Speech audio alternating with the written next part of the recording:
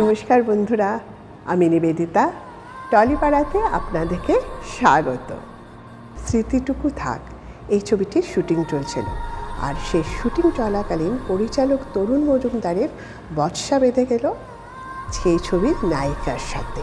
কী এমন হয়েছিল শুটিংয়ে পরিচালক তরুণ মজুমদারের সাথে সেই নায়িকার যে এত বিচ্ছিরি কথা কাটাকাটি হয়েছিল শুটিংয়ে? চলুন বিস্তারিতভাবে জেনে নিই তরুণ মজুমদারের ভাষায়। সেই সময় স্মৃতিটুকু থাক ছবির শুটিং চলছে, আর সেই শুটে বিচ্ছিরি কথা কাটাকাটি হয়েছিল সুচিত্রা সেনের সঙ্গে আমার। যে মহিলা আমাকে পরিচালক হয়ে ওঠার জন্য এত সাহায্য করেছেন তার সঙ্গেই ঝামেলায় জড়িয়ে পড়লাম। ব্যাপারটা ঠিক যা হয়েছিল সব বিস্তারে না বললে হবে না। একটি গুরুত্বপূর্ণ দৃশ্য শুট চলছিল।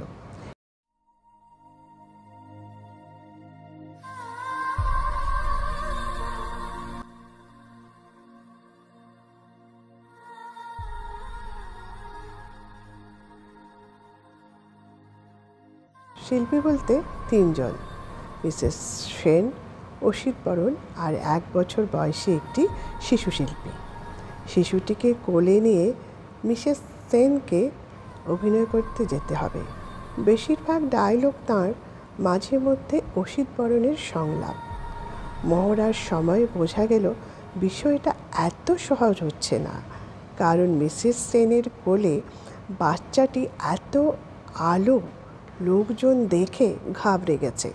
তাকে সামলে সঠিক পরিমিত অভিনয় করা, চোখে জল চিকচিক করবে, তবে জল বাইরে আসবে না, তাহলেই আবার প্রথম থেকে করতে হবে। মিসেস সেন বললেন তিনি একটু মনিটর দেখে নেবেন, সব ঠিক থাকলে ফাইনাল টেক। কয়েকবার মনিটর করার পরও যখন মনে হলো সব ঠিক, তখন ফাইনাল শট এর জন্য ক্যামেরা শুরু হলো। তবে ঝামেলা হলো বাচ্চাটিকে নিয়ে, আর সেই ধৈর্যের পরীক্ষা শুরু হলো। টেকের পর টেক হতে থাকলো। এমন ইমোশনাল সিন সুচিত্রা সেনের জন্য বেশ কষ্টকর হতে শুরু করলো। অবশেষে যখন সব ঠিক চলছিল তখন সুচিত্রা সেন নিজের সংলাপ একটু নিজের মতন করে বললেন, যেটা খুব স্বাভাবিক বিষয় শুটিংয়ের। তবে অভিনেতা অসিত বরণ বিষয়টা বুঝতে না পেরে থমকে যান। সঙ্গে সঙ্গে আবার কাট। ধৈর্য চলে গেল সুচিত্রা সেনের। তিনি বলে উঠলেন, এমন আর্টিস্টদের সাথে কাজ করা যায়? অসম্ভব। অপমানে কালো হয়ে গেছে তার মুখ। এই দৃশ্য দেখে আমারও মাথা গরম হয়ে গিয়ে বলে ফেললাম, ওর সঙ্গে কাজ করা যায় কিনা তা পরের কথা, যা ব্যবহার করলেন আপনার মতো আর্টিস্টের সঙ্গে কাজ করা যায় না। যেই না বলা দপ করে জ্বলে উঠলেন মিসেস সেনের চোখ। পৌরাণিক যুগ হলে হয়তো তৎক্ষণাৎ ভস্ম হয়ে যেতাম। 1 সেকেন্ডে আর অপেক্ষা না করে তিনি সেট ছেড়ে বেরিয়ে সোজা মেকআপ রুমে। আমি বুঝলাম ভয়ঙ্কর একটা ঘটনা ঘটিয়ে ফেলেছি, এই ছবি আর হবে না। অনেকক্ষণ আমি সেটের মধ্যেই বসে থাকলাম। সব আলো নিভে গেছে। এমন সময় ইলেকট্রিশিয়ান পাহাড় সিং জানিয়ে দিলেন ব্রেক ফর লাঞ্চ। ইউনিটের অনেকে এসে বললেন মিসেস সেন গুম হয়ে বসে আছেন, তাকে নিয়ে সরি বলে মিটমাট করে নিতে হবে। আমি ভেবে দেখলাম এই ছবি থেকে আমার সরে যাওয়াই ভালো। অন্য পরিচালক কাজ করে ফেলবেন, এরপর নিশ্চিত আমার সঙ্গে সুচিত্রা সেন কাজ করবেন না। কিছু সময় পর যা ঘটল তা আমার কল্পনার বাইরে।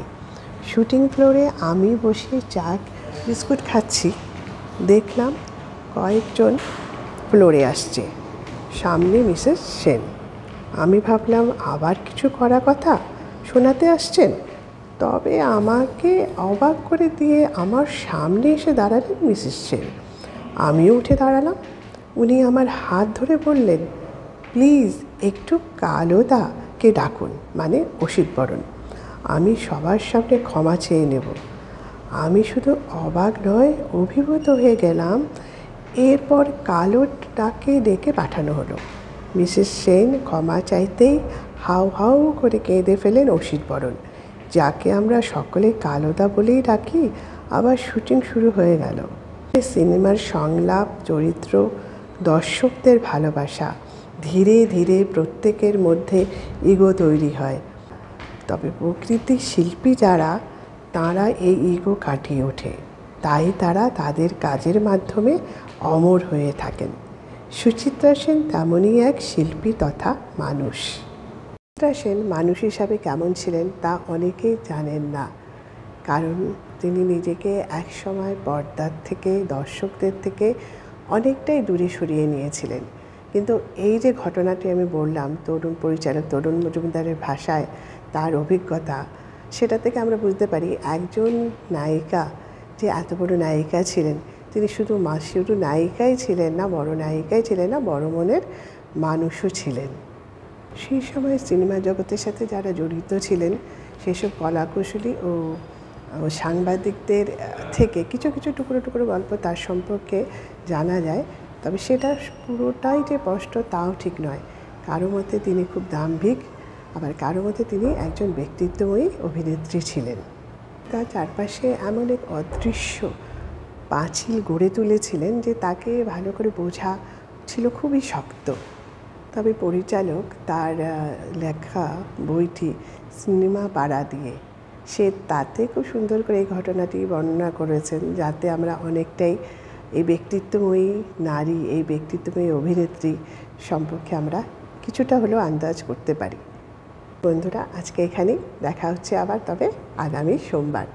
সঙ্গে থাকবেন আপনারা, আর চ্যানেলটি দেখতে থাকুন। আপনারা সাবস্ক্রাইব করবেন, নোটিফিকেশন বেল অতি অবশ্যই অন করে দেবেন, আর কী করবেন, শেয়ার করে দেবেন। আর আমার চ্যানেলটির নাম কিন্তু মনে রাখবেন, বং ইন মুম্বাই।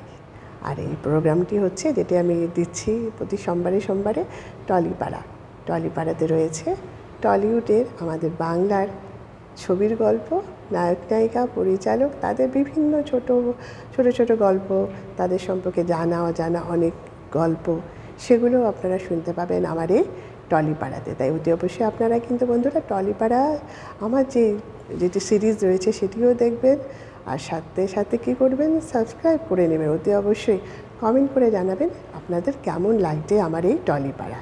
তবে আজকে এখানেই, হ্যাঁ আচ্ছা, হ্যাঁ আরেকটা বলে দিচ্ছি, বং ইন মুম্বাই আমার একটি ফেসবুক পেজ রয়েছে, আমি ইনস্টাগ্রামেও কিন্তু রয়েছি, স্টার গ্ল্যাম ইউটিউব বলে আপনারা সার্চ করলেই পেয়ে যাবেন।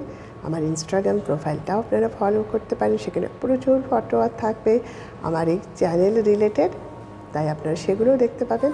আর আমার ফেসবুক পেজটি অতি অবশ্যই আপনারা বং ইন মুম্বাই ফলো করে নেবেন, ইনস্টাগ্রামটিও ফলো করে নেবেন, স্টার গ্ল্যাম ইউটিউব